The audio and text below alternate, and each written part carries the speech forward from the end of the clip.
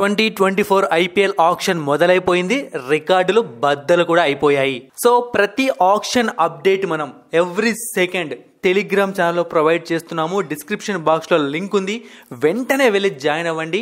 Fake channels లో join అవ్వకండి, official ఛానల్లో జాయిన్ అవ్వండి, లింక్ తోనే జాయిన్ అవ్వండి. సో ఫస్ట్ అయితే మనం చూసాము అంటే రామన్ పావెల్ ని రాజస్థాన్ రాయల్స్ 7.4 crores కి కొనుగోలు చేసింది. ఇక Harry Brook last year record బదులు కొట్టాడు, ఈ ఇయర్ ఢిల్లీ టీమ్ కి వెళ్ళాడు 4 crores కి.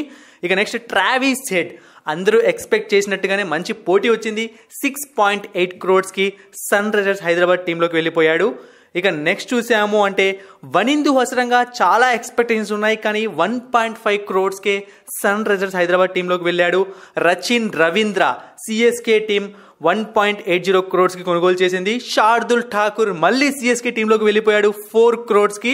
ఇక అజ్మతుల్లా ఒమర్జాయి గుజరాత్ టైటన్స్ టీంలోకి వెళ్ళాడు కేవలం 50 lakhs కి.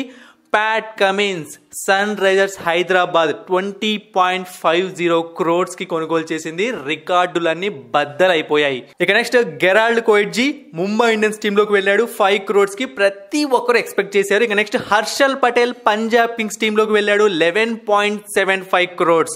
ఇక డారెల్ మిచెల్ ని చెన్నై సూపర్ కింగ్స్ తీసుకుంది 14 crores కి. ఇక next Chris Woakes Punjab Kings టీంలోకి వెళ్ళాడు 4 crores 20 lakhs కి. సో సెట్ 2 వరకు అనమాట ఈ ఆక్షన్. ఇంకా ఆక్షన్ జరుగుతోంది.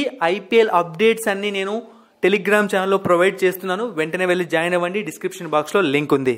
మరిన్ని ఇంట్రెస్టింగ్ వీడియోస్ కోసం సబ్స్క్రైబ్ చేయడం మర్చిపోకండి.